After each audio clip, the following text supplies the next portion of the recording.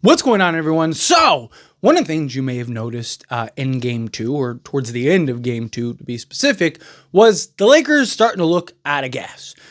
They couldn't really score the basketball. Luckily, Minnesota couldn't really score the basketball either. But you saw guys, right? A lot more deeper breaths, heavy breathing, right? Like, started seeing a lot more just tiredness. And a big part of that is the physicality of this series. The series is incredibly physical, incredibly tasking. You're banging constantly with all these others. Right? And another part of that is the level of intensity the Lakers put into the defensive side of things, right? Like, Lakers were incredibly engaged defensively. I mean, it was special. But the Lakers have to exert so much extra energy on the defensive side of things because they're not particularly athletic, particularly in our starters, right? With Luka, Austin Reeves, Rui Hachimura, right? Like, and then on top of that, yes, we have guys like Jared Vanderbilt, Dorian Finney-Smith. Those guys come in and be those specialty guys. But at the end of games, you're kind of going like outside of Dorian Finney-Smith,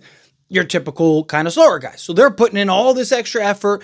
And on top of that, you add in, we don't have the interior size to kind of run different types of defensive schemes, right? If you had a Rudy Gobert, for example, right, you can kind of let him match up on the inside, and then, if we had Anthony Davis could kind of stay on the inside, matching up with Rudy Gobert, and then, we could have our perimeter guys defend out on the perimeter, right? Those guys, now they don't have to work as hard, where right now, we have to essentially pack the paint, stay in this zone, right? And then run out the shooters, get back, run out the shooters, get back, run out the shooters, get back, on top of, helping, and then, they do the kick out, we got to close out.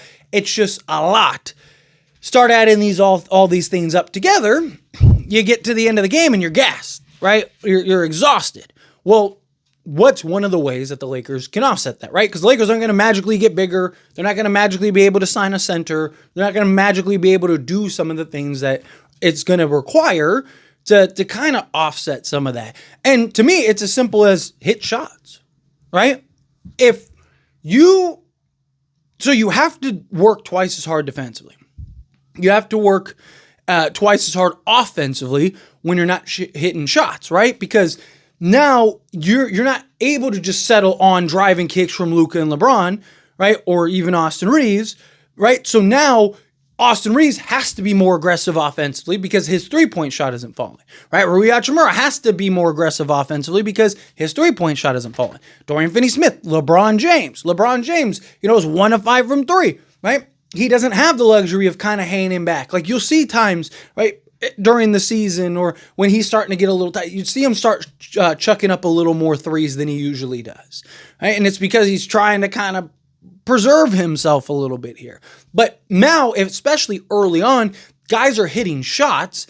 Now your offense is better balancing out the defense. So now, I don't like it, but you don't have to be as intense defensively, possession after possession after possession after possession after possession, because your offense is helping kind of balance it, right? You're elite defensively, you get 2, 3, 4 stops in a row, 2, 3, 4 buckets in a row, right? Now you've extended this, 10-point lead or whatever, right? So now if you're not as intense on the next possession, you're fine because your offense is going to go down and score again, or guys are going to continue to hit shots, right? So you don't get that balance offensively, or at least these first 2 games, Lakers haven't gotten the balance offensively to basically make things easier defensively, right? Also, if you're hitting shots, you're not working as hard offensively. Another option is you just move the basketball more, right? Lakers did a much better job in game 2. Right? I want to be clear about that, right? They had 23 assists, where game 1, they had 15. Now, look, part of that is the lack of hitting shots, right? When, guys are not hitting shots, it's hard to rack up assists because I could pass you the ball 10 times, but if you miss all 10, it doesn't matter. If you make all 10, I got 10 assists, right? That's how it works, right? Assists are predicated on the person that receives the pass making the shot. So if guys actually shot well, Lakers probably would have had closer to 30 assists. They played better in the right way. But again, when guys aren't hitting shots, it it makes things more difficult. But if you continue to move the ball, you continue to put their defense on their toes. Now they're starting to get gassed. They're starting to get worn down. They have to rotate more. You're not bailing out the defense on the defensive side of things, right? Which is heavy isolation where now 3-4 guys kind of like just take a rest back and just make sure that they don't, lose their guy. And then also it just puts more pressure on the defense, period, because now they have to make sure that they close out. Now they can't run certain zones or, certain defensive schemes because it's like we have to account for Rui, Dorian, and Austin Reaves being, 5 of 10 from 3 collectively, right? Or 5 of 12 or whatever, right? So it just changes the landscape. One of the things that I talked about very heavily, and I continue to talk about very heavily because it's important, right, is you got to hit shots. I made a whole video breaking down why and how the Lakers need to hit shots. And why is that? Because the Lakers are going to live and die by the small ball or medium ball, as I get regular comments about whenever I talk about it. So fine, got medium ball. That's great, right? You got good size for a team that lacks a center, right? Given the circumstances. But the only way you're going to offset some of the workload, some of the reasons that get you gas, is hitting shots. The only way you're going to win through, round after round after round is guys hitting shots, because that's the way you offset that's the advantage of going wide, right? Going small or medium, right? Because now you can't keep Rudy Gobert on the court, right? Right now they're leaving Rudy out there a lot, right? So Lakers they're hoping that, hey, he can wear them down over the course of a series, right? He can wear them down over, 2, 3, 4, 5 games, right? You start seeing the Lakers a little gas. Yes, Minnesota was a little gas too, but again, we're not trying to get Minnesota to win. We care less if Minnesota's gassed. We need the Lakers to not be as gassed. We need the Lakers to have that little extra, that little oomph in them, right? Because the Lakers were in control of that game start to finish. There's probably going to be games this series where you're not in control start to finish. And my concern is in those games that are really tight. Minnesota is not a great closing team, right? They don't have a good record in tight games. They usually kind of smack you or get smacked type thing, right? So, but you also need guys that have the energy to go and finish and not just settle, right? So you need Austin Reaves to be preserved enough to be able to be aggressive at the end of games, right? You need LeBron to be able to switch that gear and just go get a bucket when you need it. You need Luka to be able to do his little step back and create that dribble penetration and kick out to guys and do all these other things. You need guys to pick up. You need Dorian Finney-Smith to have his legs and, Rui Hachimura and all these guys.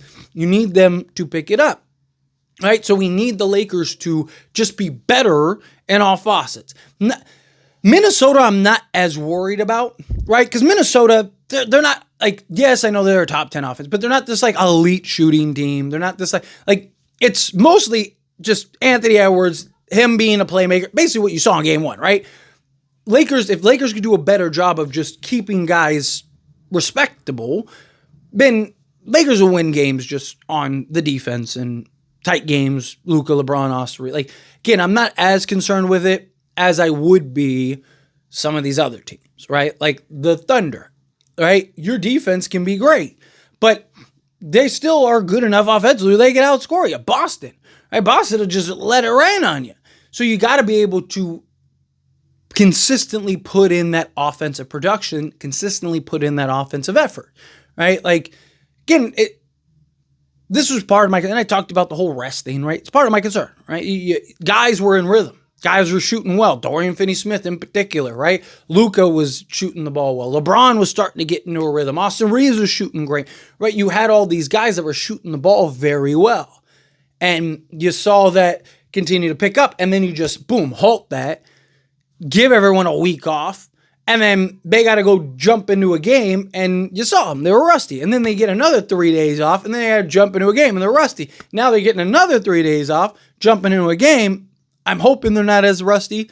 The bright side to that is guys banged up, and this series is so physical, right? This is a very physical series. So it's nice to kind of have guys be able to take a couple days off, kind of right the ship and rest bodies and get ready for war 2 more times in Minnesota before you go back to LA. And hopefully you're coming back with a 3-1 series lead, right? Or at least bare minimum 2-2, because you have to. You have to at least win one, right? I'd like to get game 3 out of the way, right? Just get that one and now put all the pressure on Minnesota. But, and I'd like to finish the series sooner rather than later, because the longer this goes, the more gassed, beat up, and tired this team's going to be, which is why I had my concerns against Minnesota. Right? That's exactly what you saw at the end of game 2 was what I was worried that they're going to be like at the end of the series. And then you got to go run and play a young, athletic, running gun style Houston team who can't really score the basketball, but still, man, they can just outpace you. You're gassed, you're tired, you're like, all right, come on, it's about, right? Like, he's the fastest kid alive, right? Like, for those that get the reference. But, in general, look, Lakers were great in game 2. Offense needs to pick it up. I don't think that that's like a shocking statement. I don't think that's something where it's like, what, Tyler? What are you talking about? Right? I think that's pretty straightforward. So hopefully they do. But anyway, as always, this is a discussion. Pass question on you. Let me know your thoughts and opinions down in the comments below. That being said, if you haven't liked this video, hit that like button. Helps me a lot. So we enjoy these types of videos and I truly appreciate it. Not subscribe channel, hit that subscribe button. Turn on the bell notifications. Appreciate y'all. See you in the next one.